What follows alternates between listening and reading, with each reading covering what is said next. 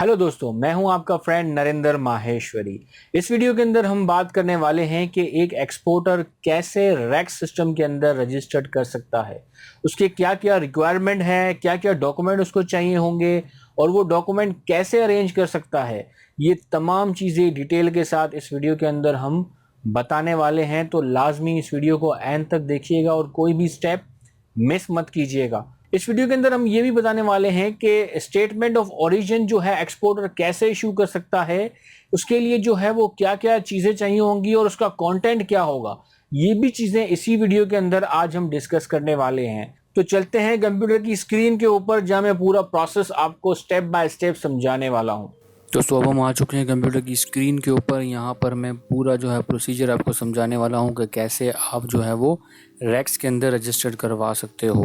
देखिए दोस्तों, रजिस्ट्रेशन करवाने के लिए कौन से डॉक्यूमेंट चाहिए होंगे और वो कैसे अरेंज होंगे, वो भी तमाम चीज़ें आज हम बताएंगे इस वीडियो के अंदर। सबसे पहले दोस्तों जो है आपको ऑनलाइन एक फॉर्म जो है वो फिल करना होता है यूरोपियन यूनियन का, जो इनका अपना ही बनाया गया एक सिस्टम है। उसके अंदर जो है आपको डेटा इनपुट करना होता है। ये फॉर्म आपके सामने मैंने खोल कर रखा हुआ है। ये वो फॉर्म है जो ऑनलाइन हमें फिल करना होगा। ये कैसे खोला जा सकता है, ये इनका ऊपर लिंक यहाँ पर दिया हुआ है।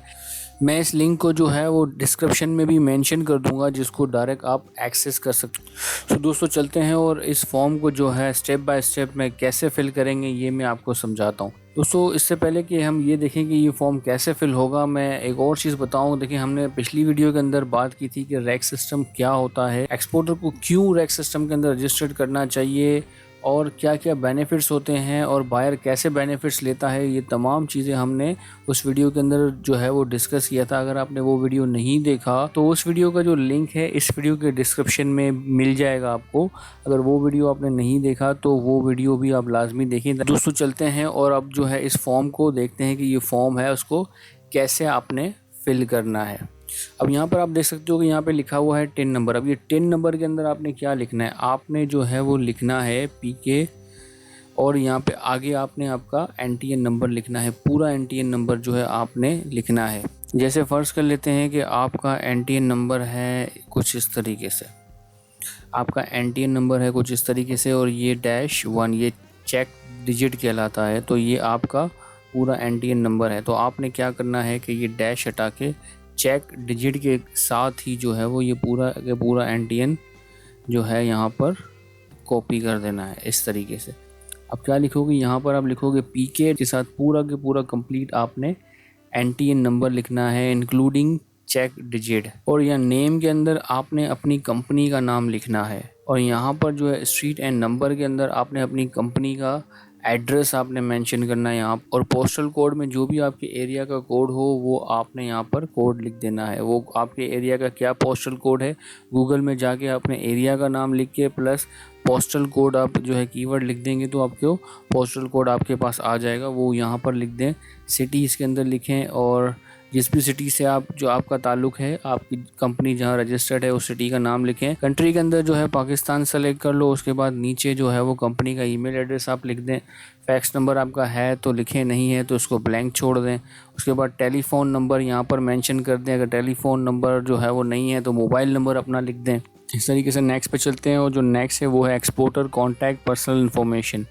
अब यहाँ पर जो है आप ऐड के बटन के ऊपर क्लिक करें और यहाँ पर नाम लिखना है। यहाँ पे किसका नाम लिखना है, यहाँ पर जो भी कंपनी का ऑथोराइज पर्सन है उसका नाम होगा। अगर कंपनी का आप कंपनी के ओनर हो या आपका नाम आएगा, या जिसको भी आपने ऑथोराइज़ किया है उसका नाम आएगा। अगर आप कंपनी के डायरेक्टर हो, पार्टनर हो, जो भी हो, अगर आप साइन करोगे इस फॉर्म को तो यहाँ पर आपका नाम आएगा। यहाँ पर एड्रेस जो है वो कंपनी का ही एड्रेस शो कर दें। यहाँ पोस्टल कोड लिखें, सिटी कोड लिखें, कंट्री लिखें और यहाँ पर ईमेल एड्रेस भी लिख दें और यहाँ पर फ़ोन नंबर लिख के सेव के बटन को प्रेस कर दें।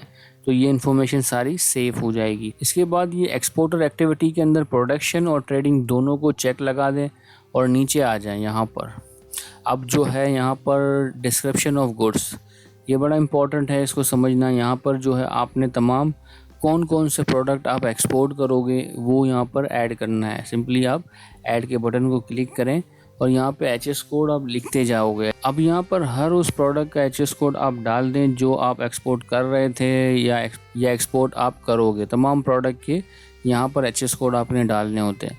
अगर आपको एच कोड पता है तो एच कोड जो है डायरेक्ट लिखें, या तो आप डिस्क्रिप्शन भी लिख सकते हो। जैसे मैं यहाँ पे लिख देता हूँ गारमेंट्स। अब गारमेंट्स, यहाँ पे बहुत सारे गारमेंट्स आ गए, कौन से गारमेंट्स हैं आप वो देख सकते हो। फर्ज कर लेते हैं ये बेबी गारमेंट्स, सेव कर दिया, एक एच कोड ऐड हो गया, मुझे दूसरा ऐड करना है। अब दूसरा मैंने एच कोड टाइप किया तो ये यहाँ पे मेंस एंड बॉयज़ शर्ट ये आ गया, मैंने इसको मज़ीद सेव कर लिया। इस तरीके से एक और एच कोड डाल देते हैं, वो 25, ये इस तरीके से 25, ये रॉक सॉल्ट और इस तरह के मिनरल्स वगैरह जो है उनका एच कोड आ गया। तो इस तरीके से एक एक प्रोडक्ट जो है जो आप एक्सपोर्ट करोगे वो उसके अंदर ऐड कर दोगे। अब नीचे आते हैं कॉलम नंबर 5 के ऊपर, यहाँ पर जो undertaking to the given by the exporter. अब यहाँ पर क्या लिखना है, place of signature of authorise signatory. यहाँ पर अपने कंपनी का नाम लिखना है और यहाँ पर जो है वो अथोराइज सिग्नेचरी नेम। तो सिग्नेचरी जो भी ये फॉर्म जो है वो साइन करेगा, अथॉरिटी जिसको भी अथॉरिटी दी गई, अगर आप खुद ऑनर हो और खुद ही इस फॉर्म को साइन करेंगे तो आपने अपना नाम लिखना है। अगर आप डायरेक्टर हो, पार्टनर हो, जो भी या अथॉरिटी है आपको इस फॉर्म को साइन करने की, तो आप अपना नाम लिखोगे और नीचे जो है वो अथोराइज सिग्नेचरी का जॉब टाइटल लिख दोगे कि भाई आप साइन करोगे तो आपका जॉब टाइटल क्या है, CEO हैं, डायरेक्टर हैं, पार्टनर हैं, जो भी आपका जो है जॉब टाइटल है वो आपने यहाँ लिख देना है। अभी जो 6 के अंदर जो है यहाँ पर आपको इनको जो है इजाज़त देनी होगी कि जो डेटा आप इनको प्रोवाइड कर रहे हो वो अपनी वेबसाइट के ऊपर जो है वो पब्लिश कर दें।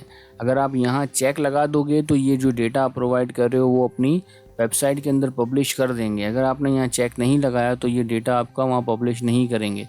अब जो है क्या इसको चेक लगाना चाहिए कि नहीं लगाना चाहिए, यहाँ पर चेक लगा देना चाहिए, क्योंकि अगर आपने यहाँ चेक नहीं लगाया तो आपकी रैक्स में रजिस्टर्ड होने के बाद भी कोई जो है उसको वेरीफाई करना मुश्किल हो जाएगा कि आपकी कंपनी रैक्स रजिस्टर्ड है कि नहीं है। तो बेहतर ये होता है कि आप इसको चेक का निशान लगा दें और यहाँ पर अपनी कंपनी का नाम लिख दें। जैसे ऊपर लिखा था हमने कंपनी का नाम, यहाँ अथोराइज सिग्नेचरी का नाम लिख दें, जो भी पर्सन जो साइन करेगा उसका नाम, वही जो ऊपर आपने दिया था सेम यही चीज़ नीचे आएगी। और जॉब टाइटल यहाँ पर भी जो है वो जैसे हमने ऊपर दिया था यहाँ पे भी जॉब टाइटल आएगा। ये तमाम चीज़ें करने के बाद जो यहाँ पे नंबर आ रहा है रीकैप्चा का, वो यहाँ पर आपने सिंपली यहाँ टाइप कर देना है और लास्ट में प्रोसीड का बटन आपने दबा देना है। अब जैसे ही प्रोसीड का बटन आप दबाएंगे तो आपके सामने एक प्रिंट का बटन आ जाएगा, आपने सिंपली उस प्रिंट के बटन को प्रेस कर देना है। अब जैसे ही प्रिंट के बटन पर क्लिक करोगे तो ये फॉर्म PDF फॉर्मेट में जो है आपके सामने आ जाएगा। उसको अच्छे से आप चेक करें, अगर ये चीज़ें जो है बिल्कुल ठीक है, हर चीज़ ओके है, चेक करने के बाद तो आपने उसको प्रिंट कर देना है। अब ये 2 से 3 पेजेस का फॉर्म होगा, ये जितने भी पेजेस हो आपको तमाम के तमाम पेजेस प्रिंट करने होंगे। प्रिंट करने के बाद आपने इसके ऊपर साइन और स्टैम्प करना है। अब साइन और स्टैम्प कहाँ पर करना है ये बात कर लेते हैं। देखें नंबर 5 और 6 जो है यहाँ पर आपने साइन करनी है। ये जगह जो आप देख रहे हो यहाँ पे लकीर बनी आ रही है, तो यहाँ पर आपने साइन और स्टैम्प कर देना है। और दूसरा जो है नीचे 6 नंबर जो है वो बॉक्स के अंदर यहाँ पर आप साइन करेंगे और स्टैम्प लगा देंगे। तो ये 2 जगह पर आपने साइन और स्टैम्प जो है वो कर लेना है। अब हम बात कर लेते हैं कि मजीद और कौन कौन से डॉक्यूमेंट चाहिए होंगे। लेकिन दोस्तों 3 डॉक्यूमेंट चाहिए होंगे आपको इसके लिए। एक तो ये प्रिंट फॉर्म जो हमने अभी निकाला है, इसको फिल करके ये फॉर्म जो है चाहिए होगा। दूसरा जो है वो आपको NTN सर्टिफिकेट चाहिए होगी, NTN सर्टिफिकेट भी हो गई। और जो तीसरा डॉक्यूमेंट होगा वो अगर आपकी प्राइवेट लिमिटेड कंपनी है तो SCCP रजिस्ट्रेशन सर्टिफिकेट आपके पास होगी। अगर आपकी प्राइवेट लिमिटेड कंपनी नहीं है, सोल प्रोप्राइटरशिप है या पार्टनरशिप बिजनेस आपका है, तो जो मेंबरशिप सर्टिफिकेट होती है लोकल चैम्बर ऑफ कॉमर्स की वो चाहिए होगी। अगर आप कराची में हो तो कराची चैम्बर ऑफ कॉमर्स के थ्रू आपको जो है, अगर आपने रजिस्टर्ड किया है तो आपको सर्टिफिकेट मिली होगी। अगर आप लाहौर से हो तो लाहौर चैम्बर ऑफ कॉमर्स से रजिस्टर्ड किया होगा आपने। जिस भी शहर से हो तो आपने लाजमी वहाँ के लोकल चैम्बर ऑफ कॉमर्स से रजिस्टर्ड ज़रूर किया होगा। तो उसकी जो है वो रजिस्ट्रेशन सर्टिफिकेट तो आपके पास होगी, वो रजिस्ट्रेशन सर्टिफिकेट जो है चाहिए होगी, या कोई भी रेलिवेंट ट्रेड एसोसिएशन के साथ अगर आप रजिस्टर्ड हो तो उसकी भी कोई ना कोई सर्टिफिकेट आपके पास होगी। तो बेसिकली ये 3 चीज़ें ही चाहिए होती हैं। अब देखिए करना, अब यहाँ पर मज़ीद क्या करना है, आपने जो फॉर्म आप प्रिंट निकालोगे वो, और एनटीएन सर्टिफिकेट, और तीसरा अगर प्राइवेट लिमिटेड कंपनी है तो एसएससीपी रजिस्ट्रेशन सर्टिफिकेट, प्रोप्राइटरशिप है या पार्टनरशिप है तो लोकल चैम्बर ऑफ कॉमर्स की सर्टिफिकेट होगी। वो तमाम के तमाम ये जो डॉक्यूमेंट है ये आपने अटेस्ट करवाने हैं। इनको कहाँ से अटेस्ट करवाओगे, या ये अटेस्ट करवाना है आपको जो भी लोकल चैम्बर ऑफ कॉमर्स है आपका, वहाँ से जाकर आपने इन तमाम डॉक्यूमेंट्स को आपने अटेस्ट करवा देना है। वो उसके ऊपर वो साइन और स्टैम्प करके दे देंगे। अब ये तीनों डॉक्यूमेंट जो है आप इनको कलेक्ट कर लें। कलेक्ट करने के बाद आपको ये कहाँ भेजना होगा रैक्स रजिस्ट्रेशन के लिए, इन डॉक्यूमेंट को आपको भेजना होगा trade development authority of Pakistan यानी कि TDAP में। अब TDAP का एड्रेस है कहाँ, ये TDAP कहाँ है? अगर मैं कराची की बात करूँ तो कराची के अंदर TDAP जो है ये फाइनेंस एंड ट्रेड सेंटर के अंदर मौजूद है, शारा फैसल के ऊपर फाइनेंस एंड ट्रेड सेंटर। उसके 5 फ्लोर के ऊपर जो है ये ब्लॉक A के अंदर जो है ये TDAP का ऑफिस है। GSP रैक्स फैसिलिटेशन सेक्शन के अंदर आप चले जाएं ये डॉक्यूमेंट लेकर, और ये तमाम डॉक्यूमेंट वहाँ जो है वो आप उनको जमा करवा दें। आप ये तमाम डॉक्यूमेंट जो है आप जो है इस एड्रेस पे कुरियर भी कर सकते हो।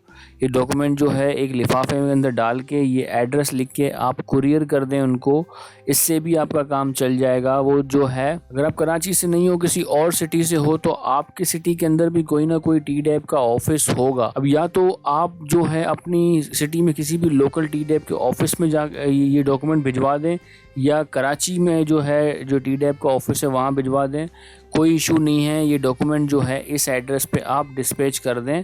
जैसे ही उनको ये कुरियर मिलेगा वो आपकी रिक्वेस्ट को प्रोसेस करेंगे। वो 3 से 4 दिन के अंदर जो है आपको वो ईमेल कर देंगे। उस ईमेल के अंदर जो है आपका जो रैक्स नंबर है वो मेंशन कर दिया जाएगा, और वो ईमेल जैसे ही आपको रिसीव होगी, इसका मतलब आपकी कंपनी को सक्सेसफुली रैक्स के सिस्टम में इंक्लूड कर दिया गया है, और सिस्टम ने जो है वो रैक्स नंबर अलॉट कर दिया है आपको, तो सक्सेसफुली आप चीज़ें कर पाओ। तो इस तरीके से जो है आप पूरा प्रोसेस कर सकते हो और अपने रैक्स के अंदर रजिस्टर्ड करवा सकते हो। अब हम फ़र्ज़ कर लेते हैं कि हमने रजिस्ट्रेशन करवा ली है रैक्स के अंदर, और रैक्स नंबर भी हमें अलॉट कर दिया गया है। अब ये स्टेटमेंट ऑन ओरिजिन ये कैसे इशू होगी, कहाँ इशू करनी पड़ेगी, तो ये हम अब समझ लेते हैं। देखिए दोस्तों, जैसा कि हमने जो है वो अपनी पिछली वीडियो के अंदर बताया था कि अगर एक एक्सपोर्टर इस रैक्स सिस्टम के अंदर रजिस्टर्ड कर लेता है तो उसको स्टेटमेंट ऑफ ओरिजिन जो है वो इशू करने के लिए किसी भी मज़ीद इदारे के अंदर नहीं जाना पड़ता। एक्सपोर्टर खुद ही स्टेटमेंट ऑन ओरिजिन जो है वो इशू कर सकता है। वो कैसे इशू करेगा, उसका क्या कंटेंट होगा, ये भी मैं आपको बताता हूँ। देखिए स्क्रीन के सामने आपको यहाँ पर शो हो रहा है, ये एक कंटेंट है जो आपने अपनी इनवाइस के अंदर मेंशन करना है। कैसे मेंशन करना है, क्या मेंशन करना है, ये मैं आपको बता देता हूँ।